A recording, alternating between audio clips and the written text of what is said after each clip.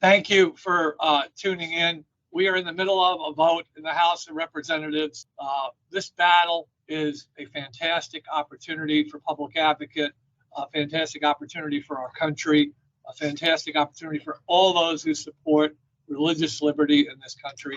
But the idea that that is an issue that requires vigilance in Congress was not embraced except by Jim Jordan and the conservatives in the Congress. Now, the opportunity for public advocate to have a fighter, an investigator of Joe Biden's corruption.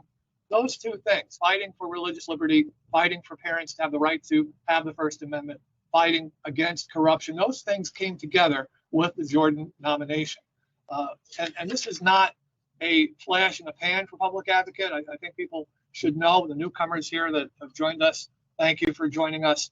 Public advocate has a history of being involved in a variety of fronts because of our tax status.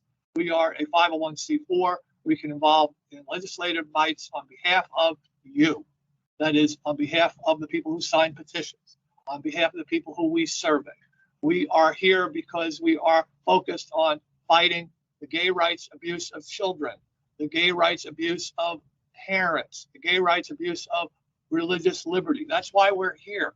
And as a 501c4, we have been involved in the speaker's fight when it comes dealing with corruption. Now, corruption involves backroom deals with the gay lobby. Well, the first speaker we went after, we actually conducted mock trials, was Speaker Jim Wright of Texas. This was a Democrat. No one ever opposed him.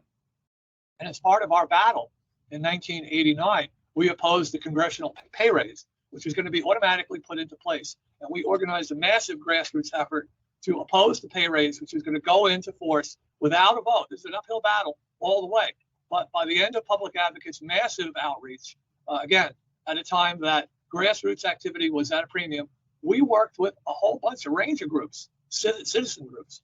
People like Ralph Nader joined arms with Public Advocate, Public Citizen and Public Advocate, hand to hand, shoulder to shoulder, stop the pay raise with a 2/3 vote of the House of Representatives. I might add, we had some difficulties with a speaker later to be Newt Gingrich, at the time was minority leader, who wanted the pay raise. So we have taken on both Democrats and Republicans.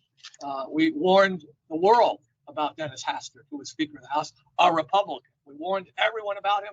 We wrote him repeatedly and said, we need a condemnation of homosexual abuse of children. We need this.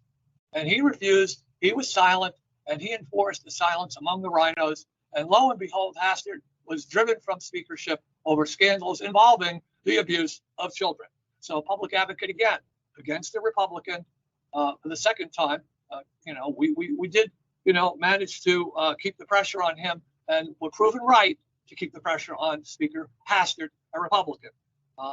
Later, Paul Ryan, who had voted for the Gay Bill of Rights. Public Advocate, again, publicly, nationally, through petitions, and advertised on every major website, including the Drudge Report, pushed the warning that we do not want the Trojan horse, Paul Ryan. You can check the internet. We are still considered by most leftist media to be the conscience of the religious liberty movement, and warned everyone and kept Paul Ryan, a so-called conservative, on his defense because we did not want a vote on the Gay Bill of Rights. We kept that from coming before Congress simply by keeping a very aggressive pressure on Speaker Ryan, a Republican. Following him, we had John Boehner. We took to the streets about John Boehner being an enemy of religious liberty, that he hates religious liberty because he refused to have a vote on a bill supporting religious liberty in the House as Speaker. Another Republican who resigned 3 days after Public Advocate protested on the streets of Washington, D.C. That's the record of Public Advocate. We have been after Republicans. And then when Nancy Pelosi came in, of course, we had corruption there. She was pro-homosexual. And we took to the streets hundreds of times to attack Nancy Pelosi's leadership as Speaker of the House. So lo and behold, this is not a flash in the pan for Public Advocate. We have a long history, of course, being involved in presidential elections, Supreme Court nominations. We filed over 70 legal briefs before the Supreme Court. We're filing a brief every week on lower courts all over the country. We are not a shy, lackluster group that just flash in the pan embraces a battle. This battle for Speaker of the House is something that Public Advocate takes seriously. It is a opportunity for Public Advocate to explain here that this RINO vote, where they're protesting this election, we plan on focusing on opposing these RINOs for being wrong about this. They have had no leg to stand on. Alexandra Ocasio-Cortez is demanding that RINOs bow and kiss her ring. Well, you know what? The name Alexandra Ocasio-Cortez is not going to get a single vote in an Alabama, Georgia, or Florida district where some of these members of Congress that are holding out. It's not going to hold up.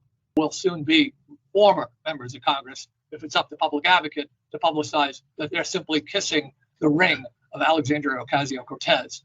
And, kissing that ring, you go ahead, you enjoy that moment of blissful ignorance that you think there's no consequences. But Public Advocate plans on punishing anyone who does ultimately vote against Speaker Wright. That's not a threat. That is a promise. That is part of our program, which I just described over the last 40 years. So don't think we're not going to come after anybody who dares to sit there and pretend that they can savage religious liberty, that they can attack parents, that they can allow the weaponization of the FBI without consequences for Public Advocate.